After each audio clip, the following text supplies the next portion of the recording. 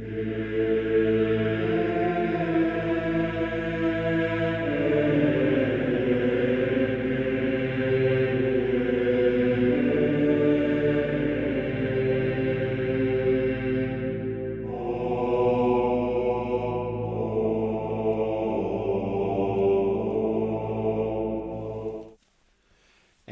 evening, everybody. Welcome back to, where are we? Mythgard Academy. That's where we are, Mythgard Academy. This is session number 23 on The Name of the Rose by Umberto Eco. And we are definitely closing in on the end of the mystery. And we're going to be closing in all the faster this evening, since we will not be discussing Adso's dream. Because, as I mentioned last time, I was confronted with two choices. Either we don't talk about Adso's dream, or we spend the next 3 years talking about Adso's dream. And there are in fact a whole bunch of other books that exist and that we would like to talk about. So tonight, join me in not discussing Adso's dream. Anyway, I'm sure that's the last time it will come up. Really quickly, and exactly, it needs a decade's answer or none, JJ. That's exactly right. Yeah. That's funny. Mighty Felix says, last week I fell asleep, woke up just long enough to correct the professor, then went back to sleep. Hey, I really appreciate your diligence. If there's something that just told you needed to be awake because you were needed in that moment. See, there you were. I remember that correction. Anyway, cool.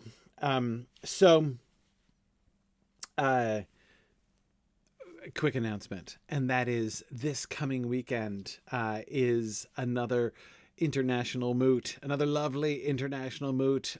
This Saturday, I'm going to be in Belgium for Willow Moot in Leuven, Belgium. Really looking forward to seeing the adorable town of Leuven, Belgium.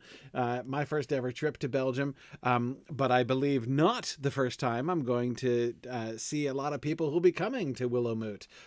Really delighted to connect with our European friends again. And of course, anybody is welcome to join us in person if you would like to come to Belgium, or remotely. You can also join us there as well.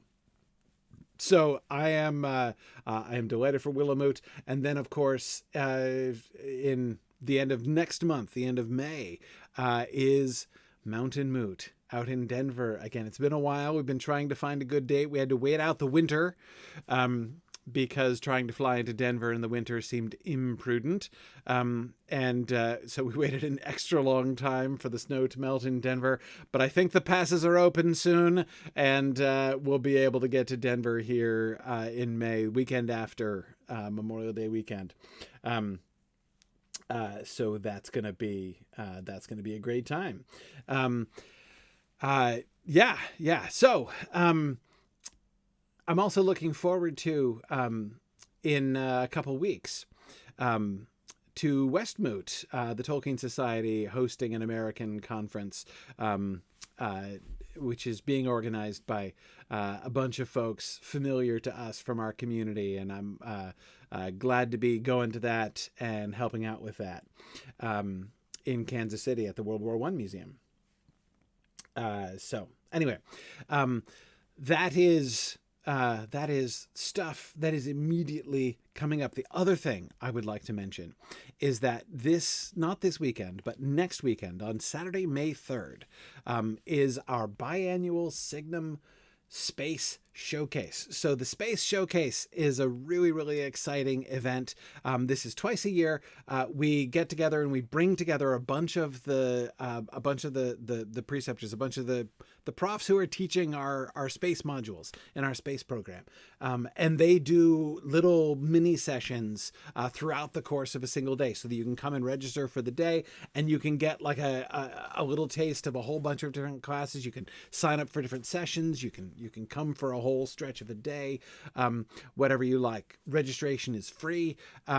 So it's kind of like it's like open house in the space program, and it's always a really fun event. Going to be some really exciting stuff happening this time. You can check that out May 3rd. So go to space signumuniversity.org/space, and you'll be able to find a link to the May Space Showcase, and I encourage you to come to that.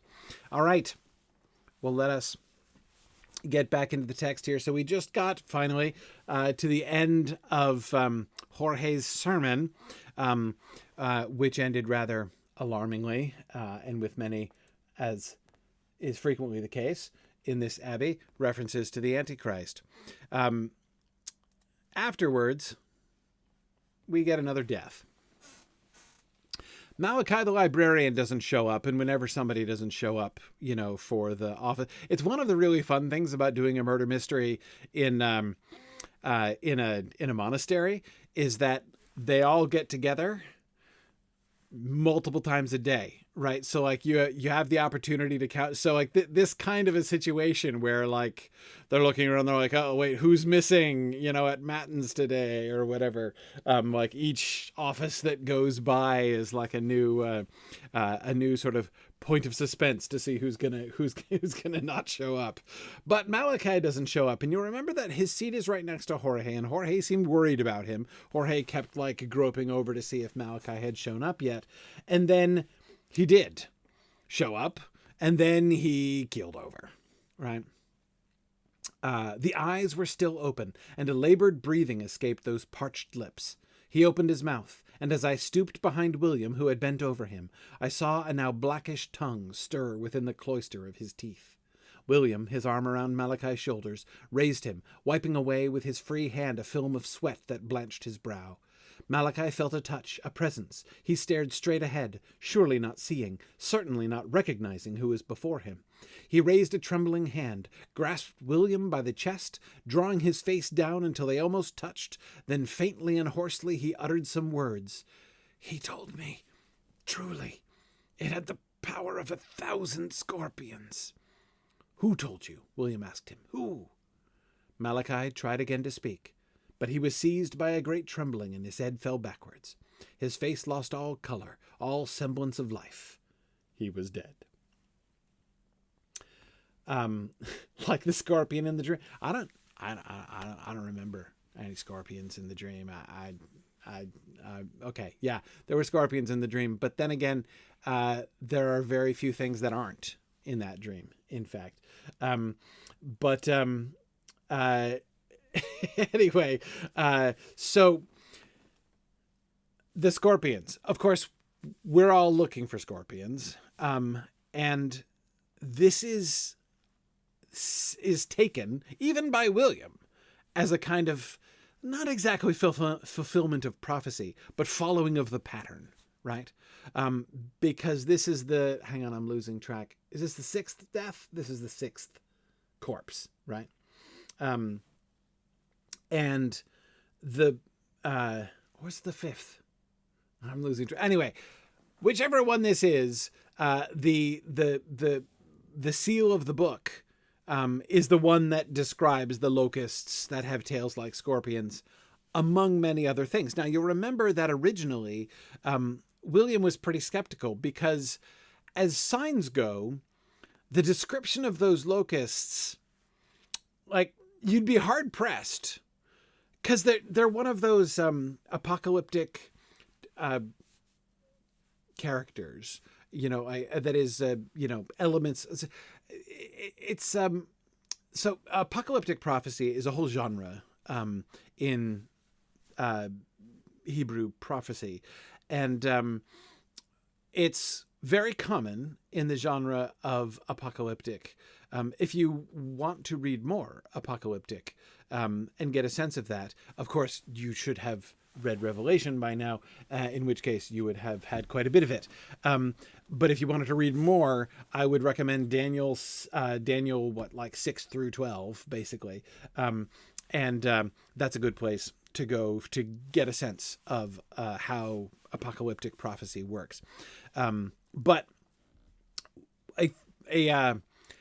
a frequent feature are these characters that are described, which are like composite characters, like, and it had the, the feet of a bear and the head of a lion and the that kind of thing. You may remember, like, some of these things. Dante adopted some of these things in some of his descriptions as well. The wings of an eagle. Exactly. So some figure made up of composite creatures, right? That's a very frequent kind of thing that is described. And these scorpions are some of them. These locusts. Scorpions are mentioned. Thank you. JJ just pasted in the whole passage. I'll read aloud some of it, even though I don't have it on the screen here. Let's see. Then out of the smoke came locusts upon the earth, and power was given to them, as the scorpions of the earth have power. They were told not to hurt the grass of the earth, nor any green thing, nor any tree, making them pretty unusual locusts, but only the men who do not have the seal of God on their foreheads. And they were not permitted to kill anyone, but to torment for 5 months, and their torment was like the torment of a scorpion when it stings a man. This is the scorpion connection that everybody's making here. The appearance of the locusts, so here we go. The appearance of the locusts was like horses prepared for battle, and on their heads appeared to be crowns like gold, and their faces were like the faces of men, and their hair they had hair like the hair of women, and their teeth were the teeth of lions. They had breastplates like breastplates of iron, and the sound of their wings was like the sound of chariots of many horses rushing into battle. They have tails like scorpions, and stings, and in their tails is the power to hurt men for 5 months. So you can hear, like, as William initially said, there are too many things. Like he's like, it's becoming convinced, as William had been, that the murderer was deliberately following the pattern of Revelation, right? Of the seven seals, or no, the seven trumpets. Sorry, not even the seven seals. The sounding of the seven trumpets of the archangels. But the seven seals, I was thinking of our discussion of that last week. But anyway, yes, the seven trumpets. So this is the fifth trumpet, right? Right? Yes, the fifth trumpet. Anyway, William said it's like it's too much, because you think of all those things. So what if like the body had been discovered in the stable? You could have been like, yeah, like the locusts were like horses prepared for battle, and so therefore there you go. Look at that! Oh my goodness, it's just like the Book of Revelation all over again. Or it could have been in the treasury, and they would have been like, on their heads appeared crowns of gold, just like there are crowns of gold down in the treasury, right? That's what William meant when he said, like, it doesn't help, right? To know that the murderer is going to model murder number 5 on the trumpets of the archangels didn't give him enough information to be able to anticipate in advance what was going to happen. And it turned out that the element of this description of the locusts from Revelation chapter 9, the fifth trump of the archangel, the element that the murderer has apparently focused on is the scorpions bit, the sting-like scorpions. The stings with which the scorpions torment men, right? Yes, Fencing Frog, if you look for signs, you'll find them. That's part of the problem, right? And William is anticipating this problem. Now, did you notice how did the murderer contrive to connect this murder to the trumpets of the archangels? It seems clear that does in fact happen. But you see how? The water's turning to blood, right? We take Venantius's corpse and we put it head down in the vat of blood, right? There were several which they went kind of out of their way, right? But you see how it happens here? On the one hand, he's poisoned, which is kind of sting-like, but on the other hand, most of the rest of them seem to have been poisoned as well, right? It seems to have been, yeah, exactly, Fencing Frog, with his words. there's a reason, apparently, that he said to the person, he told me truly it had the power of 1,000 scorpions. He planted that message with Malachi, right? Exactly. Calvin, I think that's just right. He purposely puts the idea of scorpions in Malachi's mind. And through Malachi, it would seem, everybody else. As this is what everybody is. I mean, Adso refers to this as that, that he latches onto the scorpion image, right? Pretty strongly. And this will come up in the conversation with Benno, for instance, where they're, talking about the death of the scorpion death and all that sort of thing. So, and by the way, William doesn't point this out, but I think that this also suggests to me that the murderer is not only very clever, but also a good reader, like a good exegete.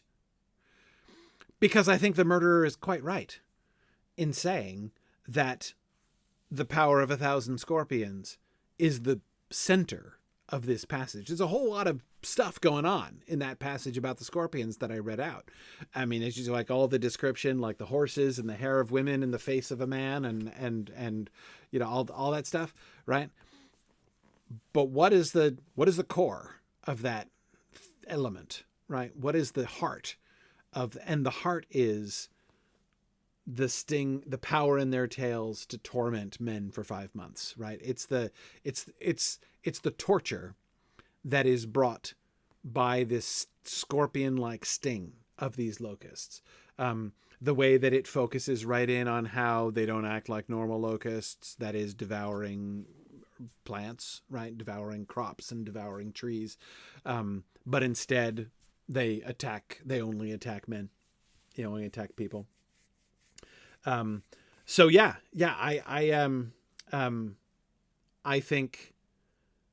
think that that's a good reading. That's a good reading. It's not just again, if a dead body had been found in the stables and people had been like, it's the 5th trump of the archangel, right? I'd been like, it's pretty weak, right? This is not weak. This is spot on. This is spot on. And I agree, Gerald, it does sound like Malachi ignored a warning. He told me truly it had the power of 1,000 scorpions.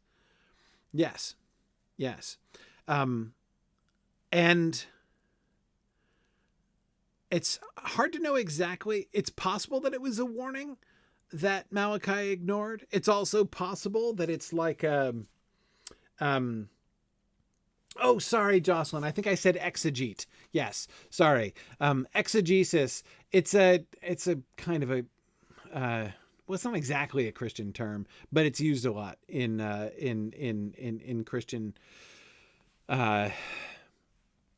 scholarly circles. Exegesis is a Greek word that means to take something, to do interpretation by taking meaning from the text. If you want to deliver like a sick burn to a scholarly rival, you accuse them of eisegesis, which means to put stuff into the text, right? It's the opposite of exegesis. But you can, in fact, perform exegesis on any text. Indeed, exegesis is kind of a pretty descriptive word for what we do in exploring the Lord of the Rings, to be totally honest. I don't use the word exegesis to describe it because it's a little grandiose, right? Exegesis is a word that has been used almost exclusively for the interpretation of the Bible for a very long time. It's just not used. Again, Mighty Felix is right. You absolutely can perform exegesis on any text, but it only ever really, that word only ever really comes up when we're talking about interpreting the Bible, and I wouldn't want to make it weird, so I don't call it exegesis. But yes, it's just analysis, close reading. Exactly. And so a person, Jocelyn, who performs exegesis is an exegete. That's the noun. So like, you can, in fact, Jocelyn, like you have been doing so many of these classes with me that you can practically put exegete on your business cards at this point. I think it's fair. Yeah.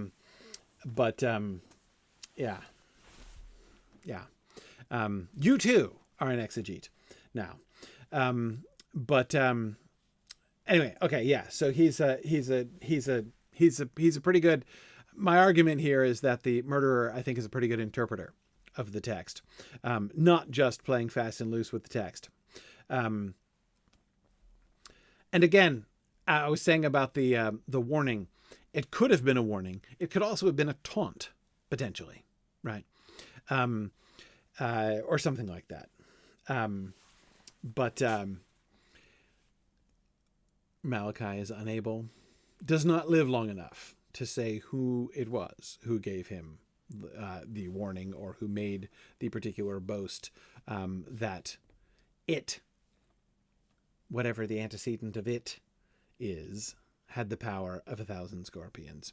And yet I do say again, it seems pretty clear if we imagine that the murderer was warning Malachi, a warning which Malachi evidently disregarded. I certainly agree with that, Gerald.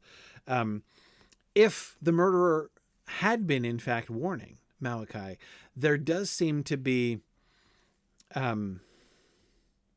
it's an interesting choice, right? To use the image of that power of 1,000 scorpions.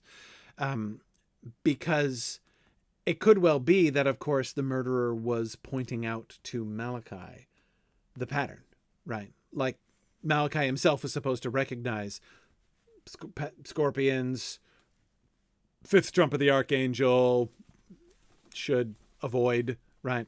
Do not attempt. Like that's, it's possible that that's what was happening there. But it also seems like if this were a warning that were delivered to Malachi, it was a warning delivered in such terms that ensured that if Malachi didn't didn't heed the warning, that the message about the scorpions would still get out there. Right. Yeah. Now, I said insured, and I was just thinking about that, Calvin. How does he make sure Malachi says the right thing? It wouldn't be insured. It's one of those things that, because he wouldn't. There's no way that he would absolutely know. But he did plant the idea. And he planted, this is the most, of all of them, this is the most indirect. You could say that the Berengar thing was pretty indirect too. That the waters would become bitter, and he drowned in the bath, presumably because he was experiencing the torment of the power of 1,000 scorpions at the time. So that too seems to have been an indirect murder in a sense. And you could say accidentally fulfilling the pattern of the trump of the archangel if that happens. And yet it did get fulfilled, and this got fulfilled also, right? Even William believes that it's happening deliberately, right? Unless, because of course there is another possibility, isn't there? Calvin, there is one person who can certainly make sure that Malachi says the right thing, and that's the hand of providence. What if Alenardo is right? What if this is the end of the world and the Antichrist has come? Can we rule it out at this point? Right. But anyway, who knows? Okay, let's keep going. Why did you want to find out who knew Greek? I asked. Because all those who die with blackened fingers knew Greek. Know Greek. Interesting he uses the present tense there. Therefore, it would be well to expect the next corpse among those who know Greek, including me. You are safe.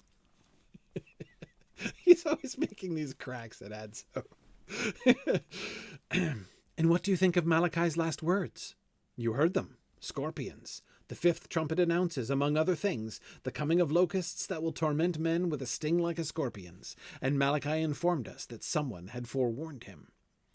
The sixth trumpet, I said, announces horses with lions' heads, from whose mouths come smoke and fire and brimstone, ridden by men covered with breastplates the color of fire, jacinth, and brimstone. Too many things, says William. Too many things. Yeah. Again, William, on the one hand, acknowledges the pattern. There is a pattern here. And it's particularly exciting, right? Because the signs within the text, which point to the things happening in the real world around them, are in fact explicitly prophecies of things that will happen in the real world, right? I mean, the whole context of Revelation is talking about watching for these things that will come, right? I am giving you warning of these things that shall be. And here they are, right? Here they are, happening. Just like Alan said, right? Alan Ardo's been right all along. But again, notice that William here emphasizes that the prophecies are still not helpful when it comes to predicting things. Too many things. Too many things are announced by the sixth trumpet for us to have any clear sense of what the next move is, right?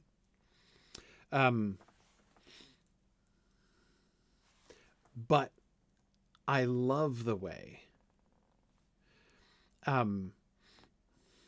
it is particularly clever for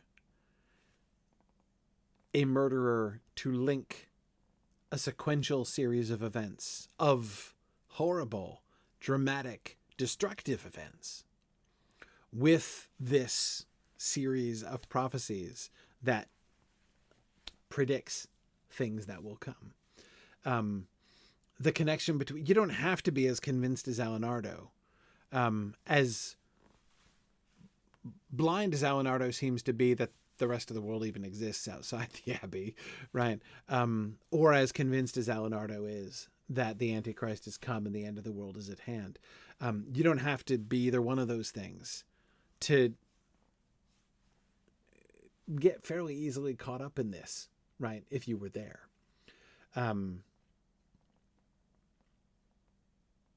Yeah.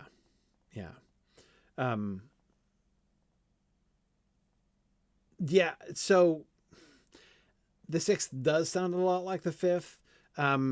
It's confusing. I've always found the trumps of the archangels a little confusing. Okay, no. I found the book of Revelation confusing, full stop. I don't think I'm alone there. I get it a little bit better these days, I think.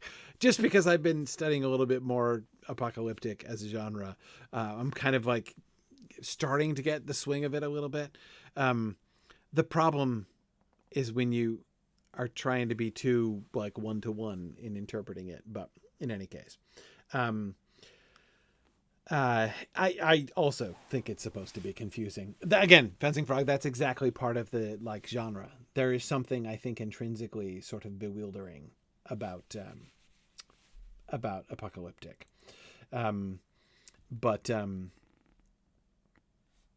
Yeah. Anyway, and yet it's becoming all too clear. And what's the outcome? If it's becoming clear, what does that suggest? Well, it suggests what Jorge was just preaching about, and many others have said, Alan and others, that the Antichrist is coming.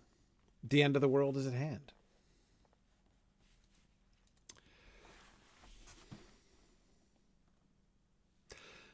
There is a mysterious thing for you. The monks grumble that for the past half-century or more, the abbey has been forsaking its traditions. This is why, over 50 years ago, perhaps earlier, Alenardo aspired to the position of librarian. The librarian had always been Italian. There's no scarcity of great minds in this land. And besides, you see, and here Nicholas hesitated, as if reluctant to say what he was about to say, you see, Malachi and Berengar died, perhaps so that they would not become abbot. He stirred, waved his hand before his face, as if to dispel thoughts less than honest, then made the sign of the cross. Whatever am I saying?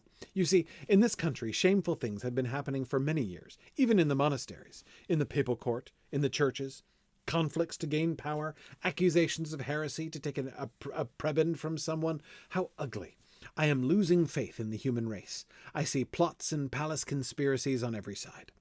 That our abbey should come to this, a nest of vipers, risen through occult magic in what had been a triumph of sainted members. Look, the past of this monastery. Remember, they're down in conversation is happening in the treasury, surrounded by the glorious treasures of the past of the monastery. That's what he's segueing to there at the end. Yes, Calvin says perhaps it signals the end of the abbey. Well, that's just apparently what Alenardo seems to be predicting. So Nicholas reveals a new motive for the murders, right? He sort of sheds this entire new light on the murders by giving them one simple piece of information that they never had. And that was the librarian is usually the abbot in waiting. When the abbot dies, it's normally the librarian who becomes abbot. That's been the tradition of the abbey. And so, therefore, the question of who is going to be librarian doesn't just matter for scholarly purposes, but people want to become librarian or want certain people to become or not to become librarian because it has to do with inheritance would be the wrong word, succession, right, for the abbey. And yeah, it's, Jackie, as you say, it turns out there's this whole political power dimension involved here. Notice how, again, this parallels other things that we've seen, right? The debate about poverty, which turns out to be all about politics between the emperor and the pope.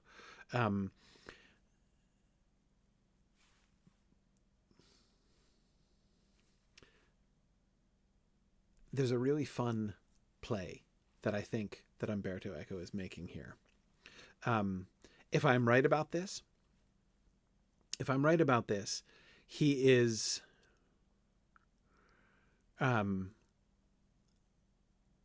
making one of the most complex, dorkiest, nerdiest jokes I've ever seen made in a book. Think about the murders. The murders can be understood in multiple different senses. You have the literal level of the murders, in which behind the murders, there's a person who's killing a presumably, disturbed, perhaps psychopathic individual who is killing people, right? That's the literal level of the murders, right? Then you have the moral level of the murders, in which we are now involving like Berengar and illicit sexual desire and the intellectual pride that Jorge was talking about in his sermon, right? And all those things, and that the murders play out in the way that Jorge was explicitly doing in his sermon. You can interpret them morally, right? This is the murders are, on the literal level, some psychopath killing folks, right? But on the moral level, this is God's judgment on the carnal sin and intellectual pride of the abbey. On the allegorical level, it's also, the murders are also, this is also like this whole political dimension, right? And on the anagogical level, you have this whole book of Revelation overlay, right? Where the murders are themselves a representation of the judgments of God upon the world, with the abbey standing for the world. And this whole thing being like a recapitulation of the end of the world in miniature. You remember, we've talked about this at various points. There was the tradition of interpreting the, but when you're doing exegesis, interpreting the Bible on 4 different levels. What is called the fourfold exegesis of Scripture in the Middle Ages. This was a standard thing. That kind of exegesis where you interpret a single passage in these 4 different senses, right, was a totally normal thing. Was the standard way. Especially by this time in the Middle Ages, the standard way for interpreting the Bible.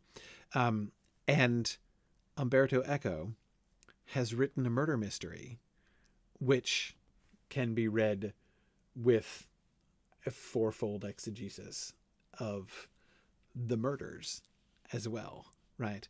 The murders work on these multiple different levels. You can read them morally. You can read them literally. You can read them morally. You can read them spiritually. You can read them anagogically.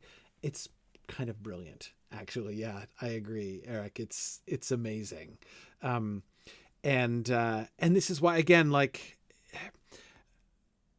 we've observed at several points along the way that this book is unlikely to for somebody who's just like a detective novel fan, right? Like a murder mystery fan. This book is unlikely to satisfy. I don't think many people consider this book one of the great murder mysteries ever written, just qua murder mystery, right? But that's because murder mystery is just kind of a premise, right? And there are so many other things that he's doing. So Calvin, it's not exactly that he's comparing this book to Scripture, because as Eric says, you can do a 4-fold exegesis of other works. Remember I mentioned the Ovid Moralisé, the French commentary on Ovid's Metamorphoses and the Art of Love by Ovid, in which the works of Ovid, who was a scurrilous, dirty old Roman poet, and all of his works were morally interpreted, like they were allegorized on the moral level and read to be moral allegories, read into, essentially, turned into through the interpretation, moral allegories. You can do that thing with that kind of thing with other books. So the point isn't that he's saying his book is like the Bible. There's only one book we've read that kind of makes that claim, and that's Inferno. Dante does kind of imply that reading his book is kind of like reading the Bible, or rather, I should say, Dante does in several ways deliberately model his book and his vision for the way that people will read his book after the way that people read the Bible. But in any case, so no, I think that the point is not like some sort of statement that Umberto Eco is making about his book. It's that he is illustrating for us. He's walking us through. He is leading us to perform, both to witness and to some extent to perform ourselves, exactly this kind of 4-fold exegesis. And I got to tell you, from like years of trying to explain the 4-fold exegetical message to college students, that it's hard to get people to buy in to the fourfold exegetical method. I mean, it's a tough sell. I have found it to be a tough sell in trying to explain it to students. And what Echo is doing is like illustrating it, essentially. Not just illustrating it, but like bringing you into it, making you do it, without even kind of realizing that you're doing it. It's kind of amazing. But in any case, here we are in the treasury, which means they're surrounded by relics. Then Nicholas showed us other things, and I could not describe them all in their number and their rarity. There was in a case of aquamarine a nail of the cross. In an ampule, lying on a cushion of little withered roses, there was a portion of the crown of thorns. And in another box, again on a blanket of dried flowers, a yellowed shred of the tablecloth from the Last Supper.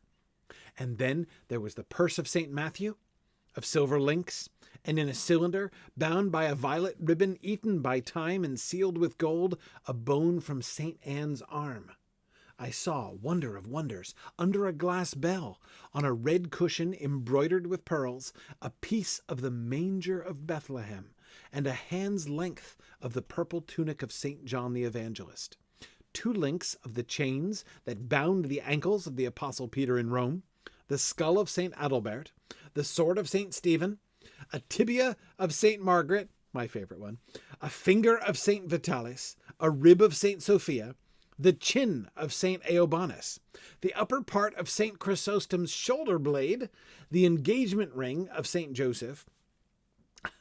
Okay, actually that one's my favorite. A tooth of the Baptist, Moses' rod, a tattered scrap of very fine lace from the Virgin Mary's wedding dress. Man. So you can see the incredible wealth of spiritual heritage that this abbey contains. So JJ, I also didn't realize that Mary had a lace wedding dress, right? But like, now you know, because they had a piece of it. Very fine lace. Here in the Abbey. So there you go.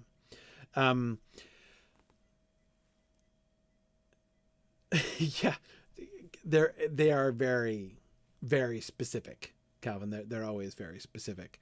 One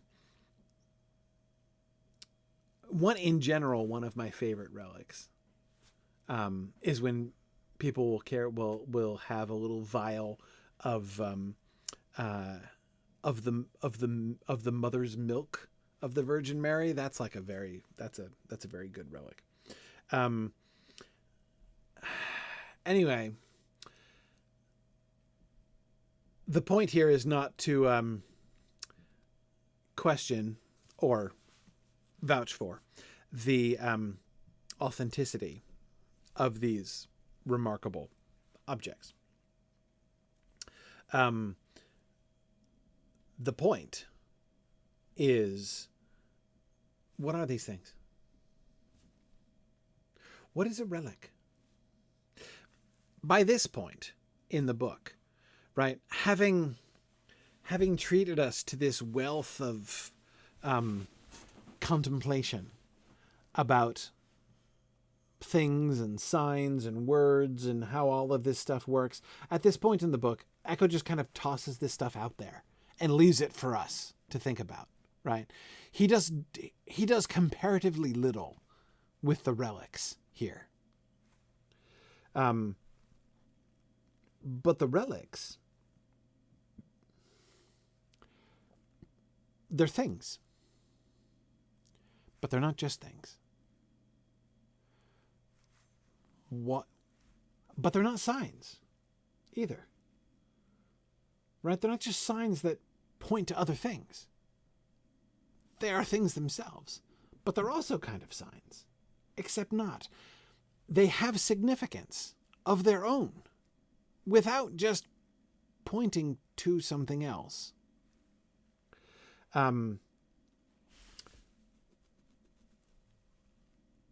Yeah.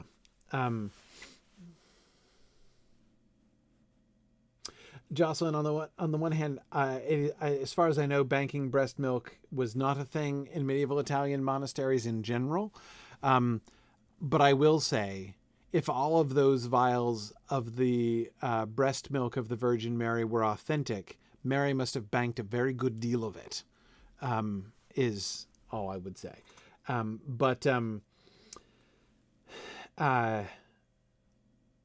I would not be in the least bit surprised, Fencing Frog, if there was a church that had preserved a bowel movement of St. Andrew. I don't ever remember hearing that, but it would not shock me should that turn out to be true. Yeah, JJ, William himself, and just towards the end of this chapter, makes exactly that same point, that if you put together all of the pieces of the true cross that are, on display in reliquaries around Europe, you would have enough wood to construct many, many crosses. Or, as William says, Jesus's cross must have been perfectly enormous, right? And certainly not something that one person could have carried. So yes, like that, the questionable authenticity of these things is something that William is skeptical about relics, as often is the case. Adso less so. But I want to get past this question. Don't think about what these things really are. That is, for the sake of the concept of relics, in order to understand what this collection means to the Abbey and to the people in it, it for the moment doesn't matter. Like, forget about the question. Like, assume all of this is perfectly authentic, every single bit of it, right? Yes, JJ, that means that it's a tattered scrap of the very the exact lacy wedding dress that the Virgin Mary undoubtedly wore.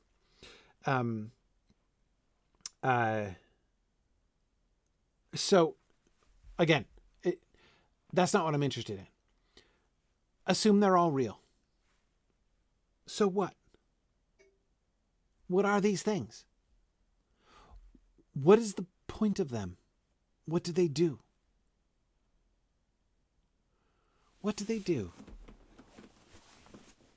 They're things, but they're not just things, right? Especially because one thing that's particularly noticeable, right?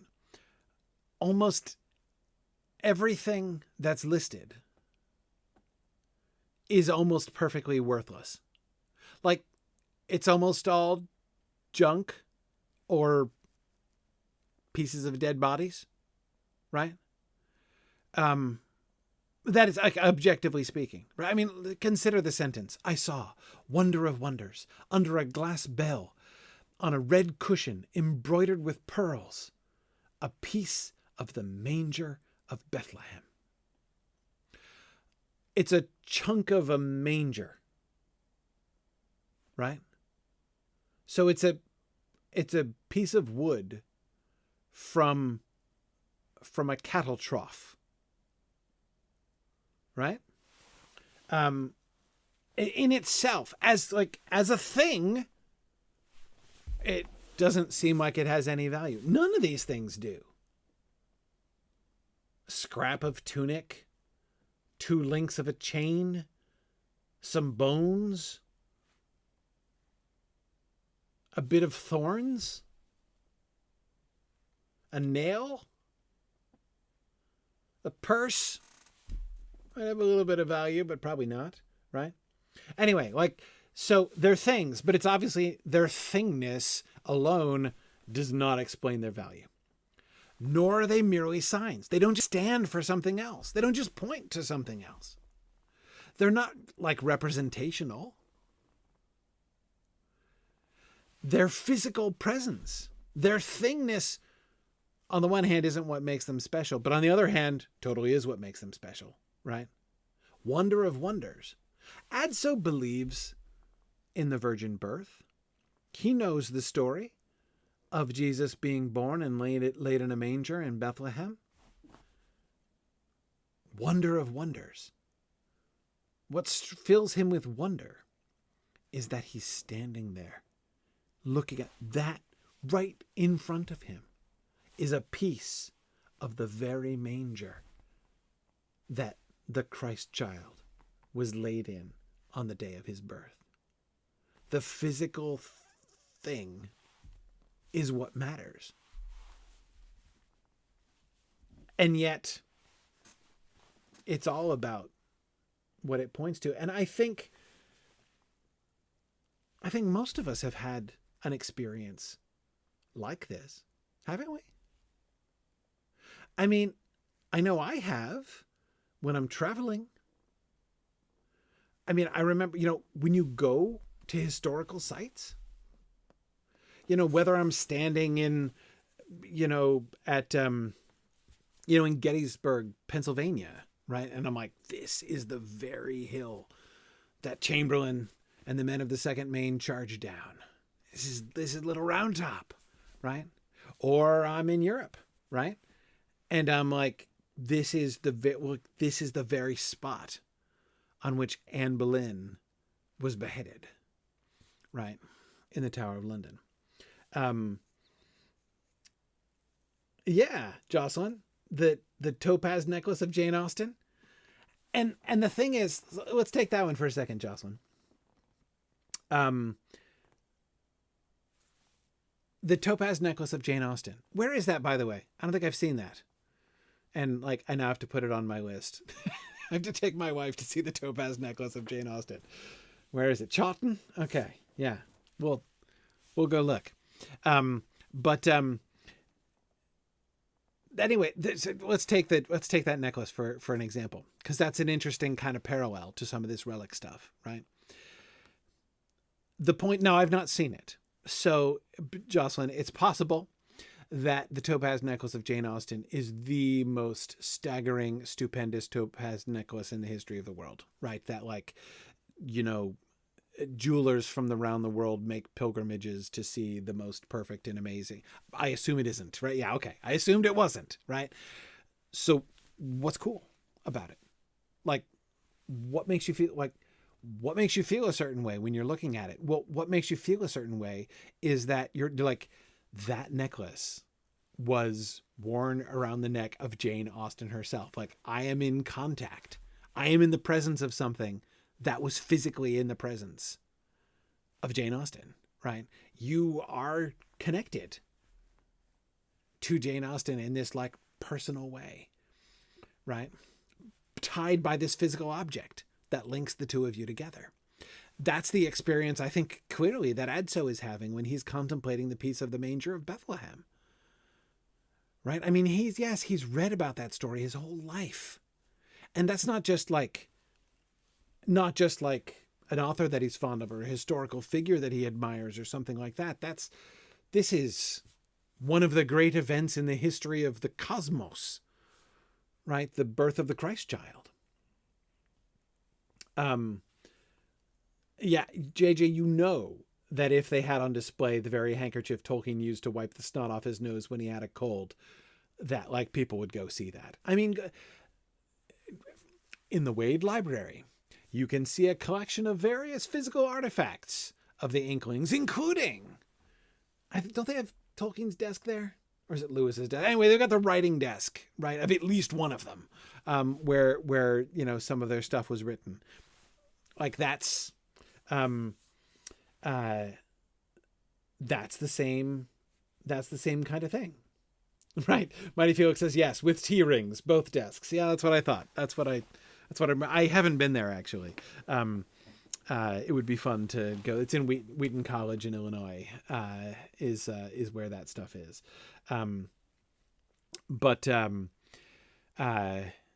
Anyway,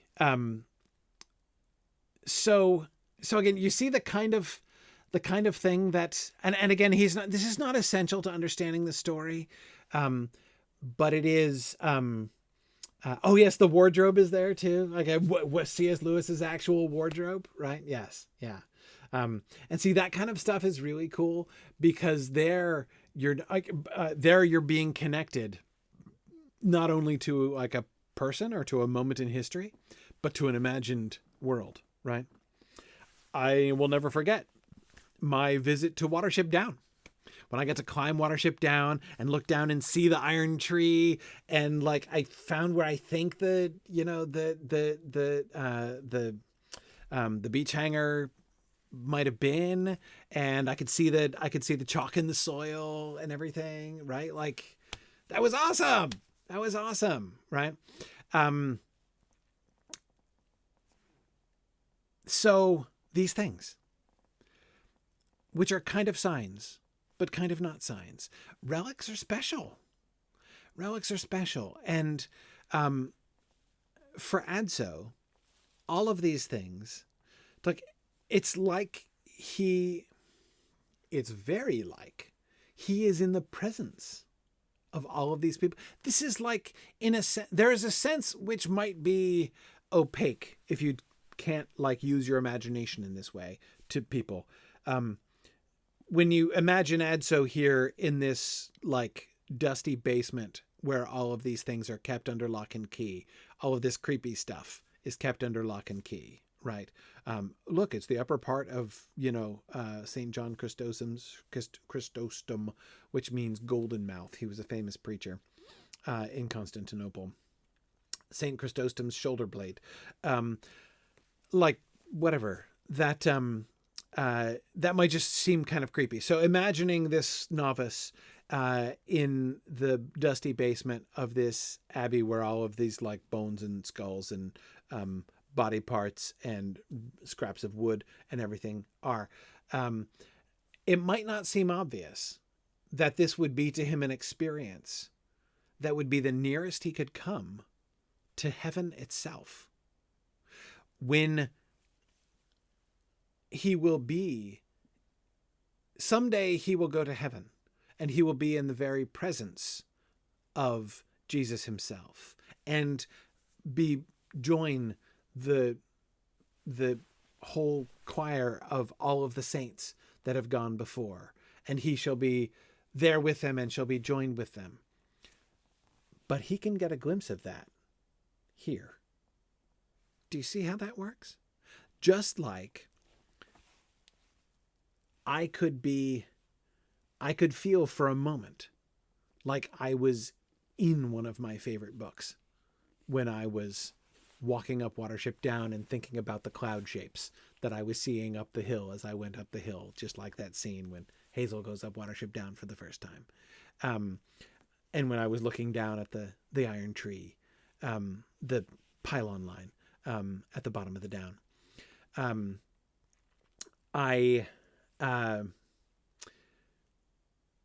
Just like you feel connected, Jocelyn, just like your experience of seeing Jane Austen's necklace and feeling like you're almost in the presence of Jane Austen, right? You're just one removed from an actual like meeting, an actual personal connection to one of your favorite authors. Just like you get to feel like you are in contact with historical events and personages to actually see. It's so cool to go and see places where things that you have studied and thought about actually happened, right? He is experiencing the closest he's going to experience to this sort of reality of this spiritual communion that he believes himself to be in, right?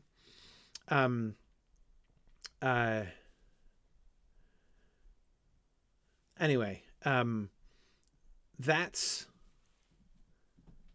what this experience is for him. And what I think Umberto Eco wants us to think about is what that says about these things. What are relics? How do they work?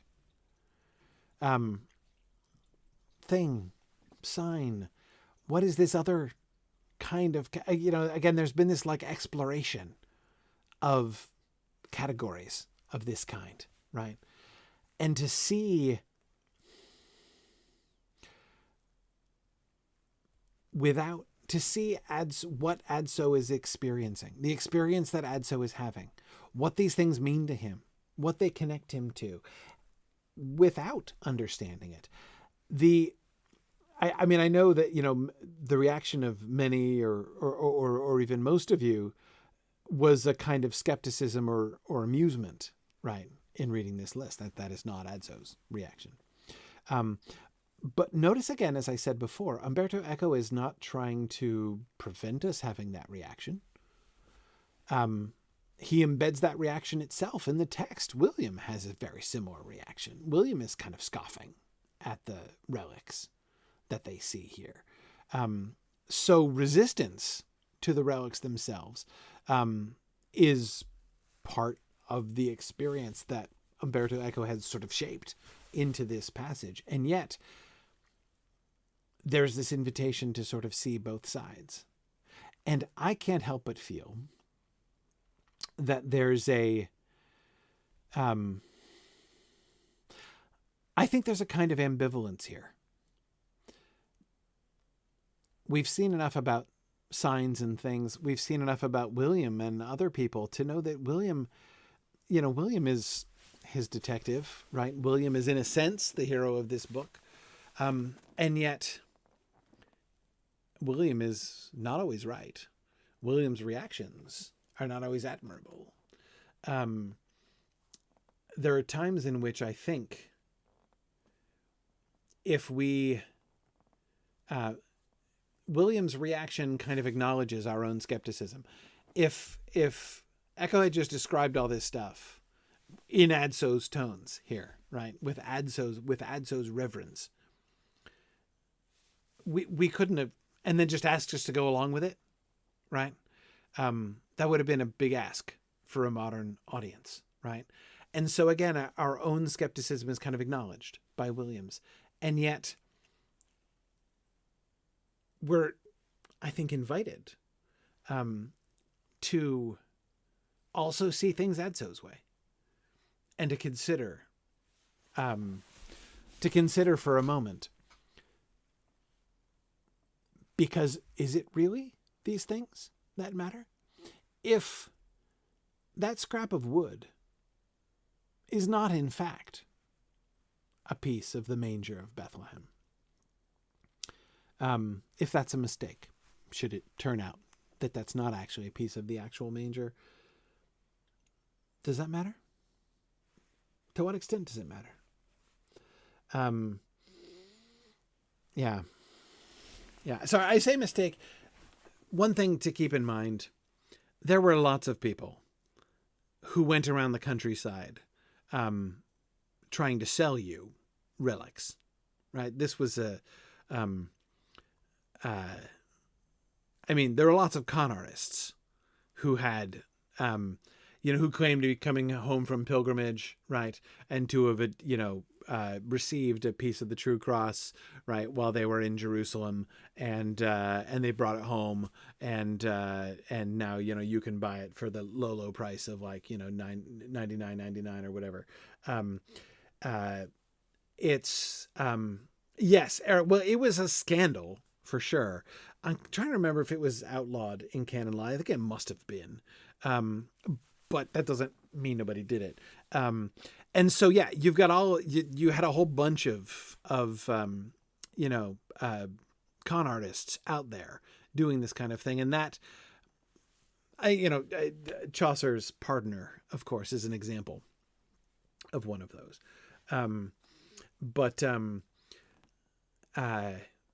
There is a wide difference between, the jar full of pig's bones that the Pardoner keeps and sells. I forget whose bones he was pretending those were, and the kind of relics that are collected at some of these great churches and monasteries.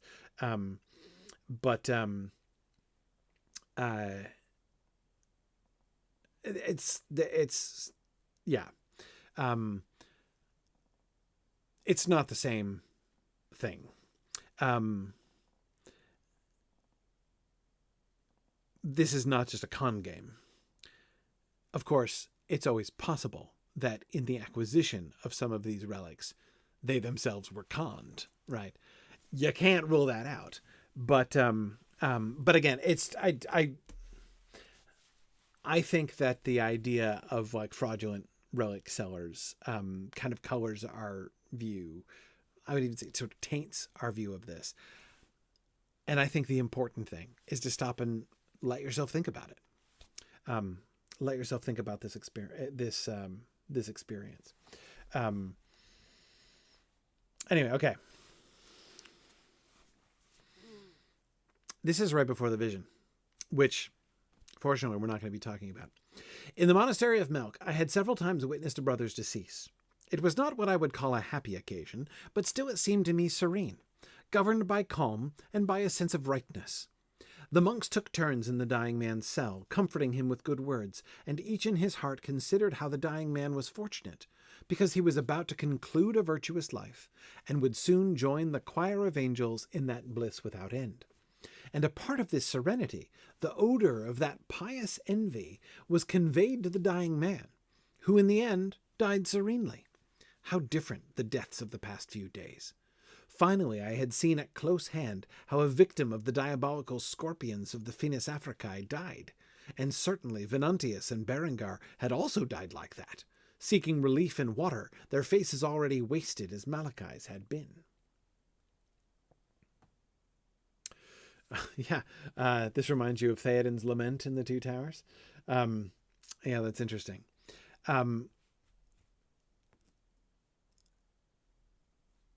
The context of an event. What does death mean? What does death mean? What is death? What's the difference between one sort of death and another? His description, and notice this is old Adso, the writer, still speaking in the personage of young Adso. That is, by his tenses here, we can tell that he is saying young Adso at the time had already several times witnessed a brother's decease. During his years as a novice, in the monastery, before he has been out traveling with Brother William, he has already had this experience. This is already part of his framing understanding. Yes, the pious envy of the dying, Fencing Frog, I think is to me one of the most remarkable elements. The odor of that pious envy was conveyed to the dying man, who in the end died serenely.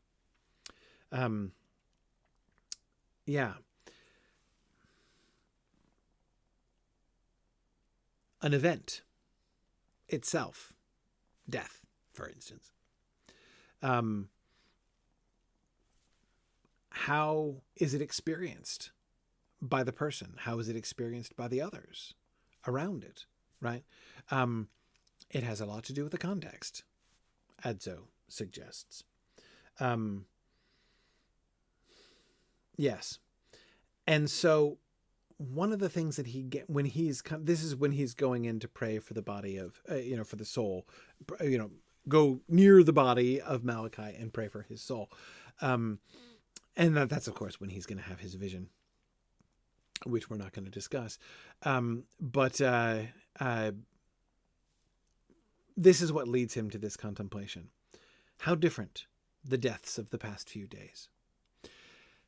He is struck by not just the suffering of Malachi, that final image of their faces already wasted as Malachi's had been, the suffering, both physical and psychological suffering of these men as they died, and the contrast with the serenity of the monks that he had seen die before, concluding a virtuous life and knowing that they will soon join the choir of angels in that bliss without end. Nobody is envying this kind of death, Theonaro. In fact, you see this is exactly how it's precisely the opposite, right? How everyone is afraid. Everyone is anxious that they might be next because they don't want to die like this. Remember where we've already seen this or something like it? With Adelmo? Remember the reported conversation we got from Berengar about his meeting with Adelmo on the night of Adelmo's death? Adelmo, who thought he was certainly damned, who knew he was not concluding a virtuous life, and believed that he was already suffering the torments of hell, and soon would do so permanently. Berengar speaking of believing that he was dead, Adelmo, and that it was his unquiet spirit that he was seeing, and that he was visiting from hell. So that conversation was a while back. But I think we should clearly be remembering that. And that's sort of the counterpart to this context of virtue, peacefulness, resignation, and serenity that Adso is describing here. It's the same. I mean, at the end of the day, they're dying, right? The event itself is similar, but the context makes it very different. And the context invests the event, that thing, with a totally different meaning. And therefore it has different meanings to other people, depending on their frame of reference, right? And so once again, we're back to interpretation and whole schemas of interpretation.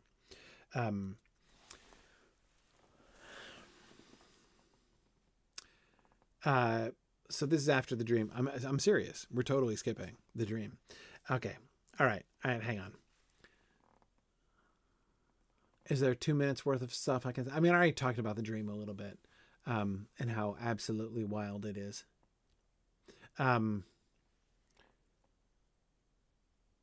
No, there isn't a short thing I can say about the vision.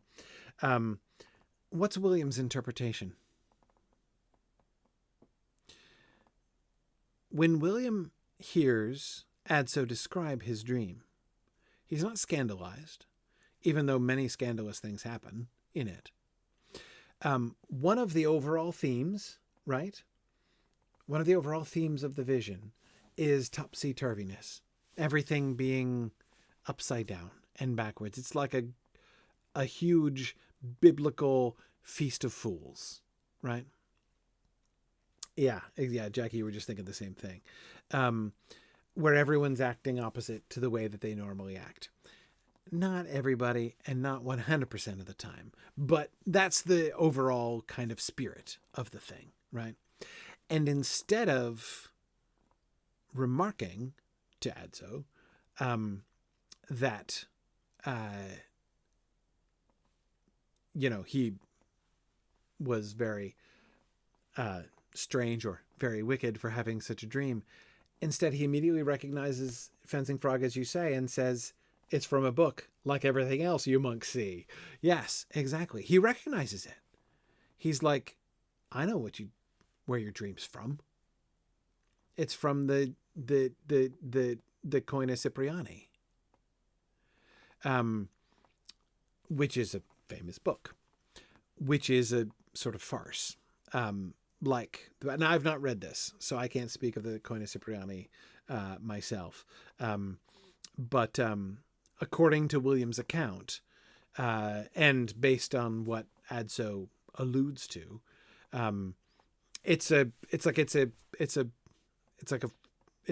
farce. It's like a biblical and monastic farce. William, therefore, has this idea. The dream inspires him to ask this question of Benno, who is now de facto librarian. Even in your new and powerful position, brother librarian, I trust you will answer a question. That morning when Adelmo and the others were talking here about witty riddles, and Berengar made the first reference to the Finis Africae, did anybody mention the Coina Cipriani? Yes, Benno said. Didn't I tell you? before they talked about the riddles of Symphosius, Venantius himself mentioned the koina, and Malachi became furious, saying it was an ignoble work and reminding us that the abbot had forbidden anyone to read it. The abbot, William said. Very interesting. Thank you, Benno. Yeah, it's kind of like the monk's joke book. Mighty Felix, I loved Adso's reference to the fact that the very strange, comical, and memorable events in the Koine Cypriani were the things that led many of the monks, like it helped the monks to remember the Bible stories correctly. All of those, one of the themes that you can see in the dream is these Bible figures will be associated with an object, right? Like at one point, Samson is associated with a jawbone, right? At another point, Esau is associated with a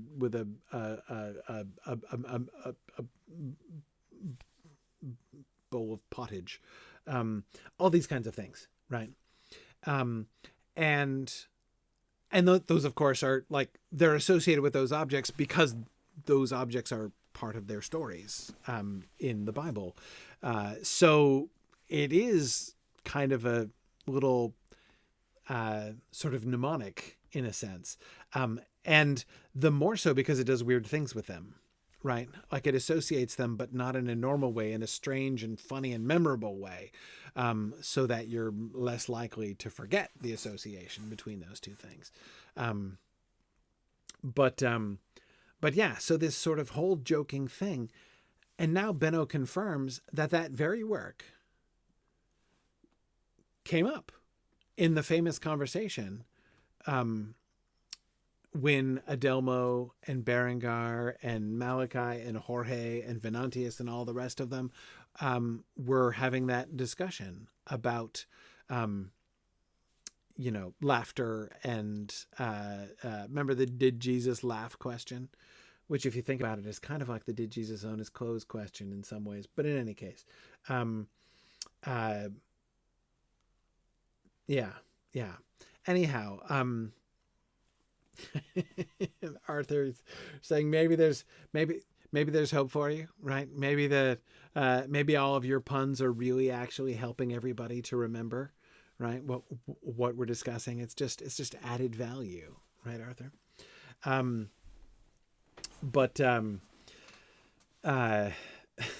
That's your story and you're sticking to it. Yes. And it's very selfless of you, Arthur. It really is. Anyway, do you see the weird thing about this? Adso has just had this dream inspired by or sort of following in the footsteps of this famous comedy book, right? This famous farce, which had been discussed in the scriptorium by several of the murdered people. And yet he had this vision, this dream of this book, though he hadn't thought of this book for years.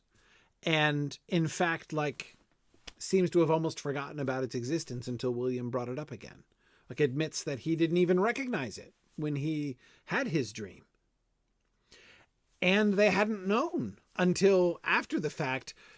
Adso having this dream leads William to ask Benno, "Oh, did the Koine Cypriani come up?" And he's like, "Yeah, it totally did."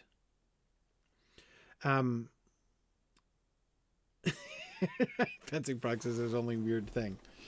Only one weird thing. Yeah, well, no, there's lots of weird things. In that vision, there's lots of weird things. But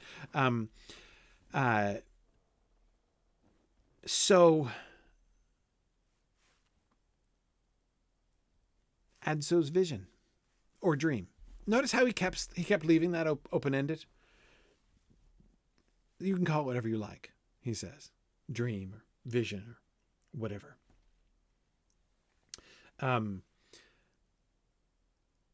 But there seems to have been, in some sense, the evidence suggests there is something visionary in it. That Adso somehow sort of made this connection, that he was what? Kind of in touch with what was happening here without knowing it, and has led, as William tells him, led William closer to his conclusion about what's actually happening, what's actually behind these murders, without him even understanding why or how it could be so. As if another hand was at work. But Benno's worried. Now that he finally has the power in the library and the free range of whatever books he wants, except he kind of can't even go into the library because he doesn't know how to get out of it because he's not been told the secrets of the library. So he doesn't know how to find anything or how to escape even himself if he does go in. He's now afraid for his life because everybody else has ended up dead and he's like, I'm totally next, right? Note how Benno's own desire for knowledge, his own lust, as William was calling it, has blinded him to this all the way along. The idea that, you know, all these people dying because they wanted to get the forbidden knowledge didn't at any point serve as an inhibition to Benno to seek after the knowledge himself, right? Only now he's having second thoughts, except it's not forbidden knowledge that he's having second thoughts about. It's, he thinks that somebody's going to try to kill him, right? He knows that he is now stepped into he's stepped into a sort of a political fight between two factions, and he wants nothing to do with it, and he's thinking of running away. Benno sees a pattern, Maureen. Absolutely. Absolutely. Yeah, he feels he has a big painted target on his back. Here is William both gaining and giving some information. You touched it, and you are not dead. So touching it does not kill. And what can you tell me about the Greek text? Did you look at it? So notice, by the way, one of the things we can see immediately from William's questions, he believes it's the book that kills people. He does not seem to believe that, like, the factions who are fighting over the library are murdering people. He contextualizes this in a totally different way. And what can you tell me about the Greek text? Did you look at it? Very briefly, just long enough to realize it had no title. It began as if a part were missing. Liber acephalus, William murmured. That's how it's described in the catalog. Remember, they found the entry for it in the catalog, and yet they still don't know what it is, because it's clearly identified, and the 4 different parts of it in different languages are all identified accurately. They know it to be that book that they saw, but didn't realize what it was in Severinus's hut. And in the library, the Greek part is just called Liber Acephalus, that is headless book, because it doesn't have the title pages. And so it's not listed by any title. And yes, a headless book is kind of like a composite figure in apocalyptic literature. Yeah, a little bit. I tried to read the first page, but the truth is that my Greek is very poor. And then my curiosity was aroused by another detail, connected with those same pages in Greek. I did not leaf through all of them, because I was unable to. The pages were, how can I explain, damp, stuck together. It was hard to separate one from the other, because the parchment was odd, softer than other parchments, and the first page was rotten and almost crumbling. It was, well, strange. Strange, the very word Severinus used, William said. The parchment did not seem like parchment. It seemed like cloth, but very fine, Benno went on. Charta lintea, or linen paper, William said.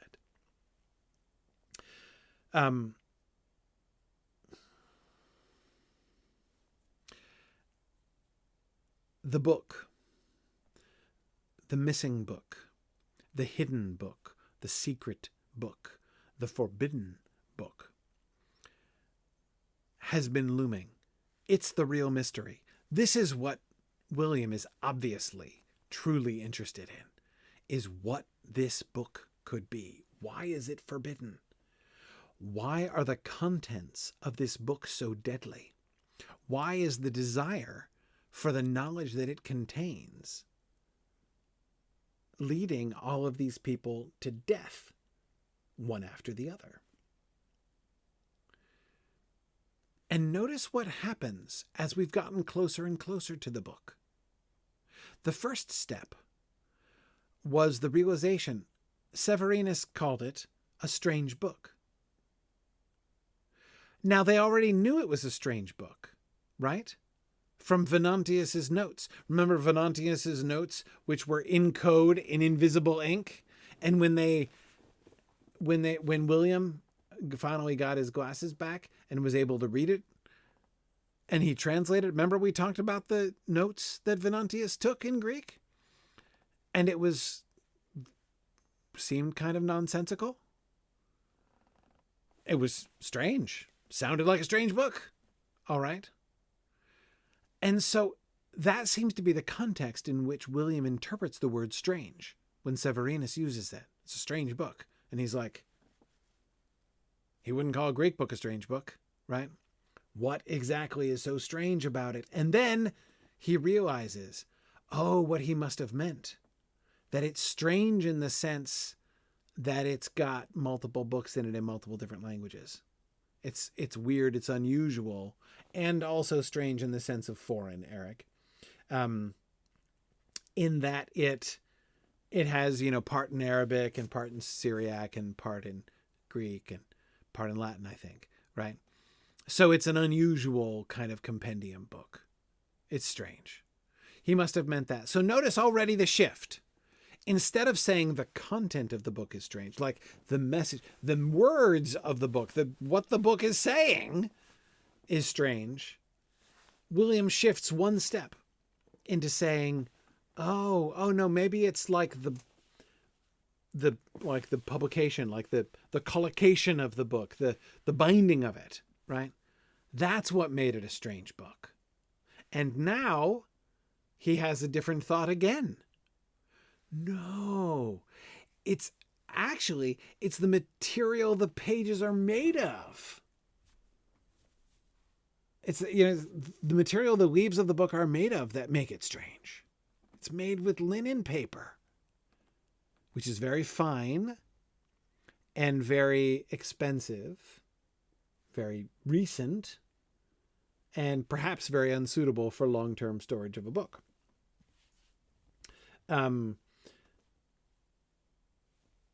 So you, do you see what I'm getting at? Do you see the shift? Notice at this point how far we've gotten from the idea of forbidden knowledge,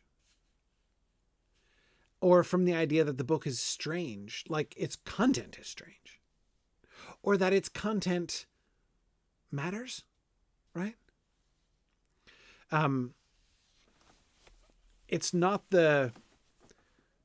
It turns out not to be the content itself, but the book itself. That is, the book not as sign, but as thing that William is getting closer and closer to and caring more and more about.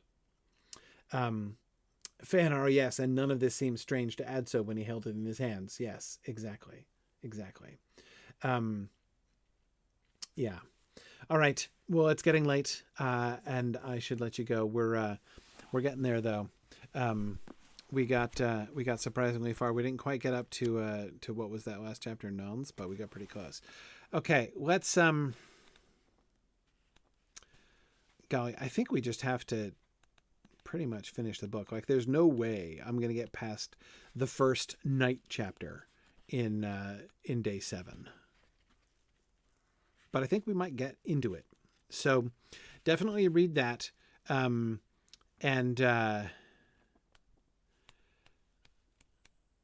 I don't expect we'll get into the second night chapter or the last page. But read through at least that first night chapter. We're getting there. We're narrowing in. on the end of the book.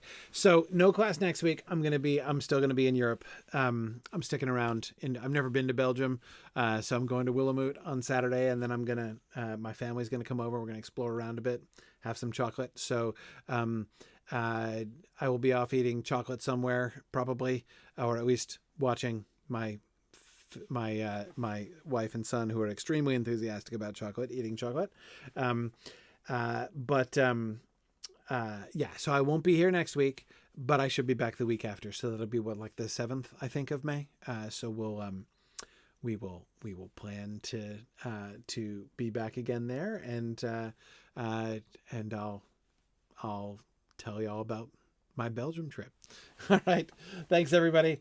Have a good fortnight, and I'll see you in May. Bye now.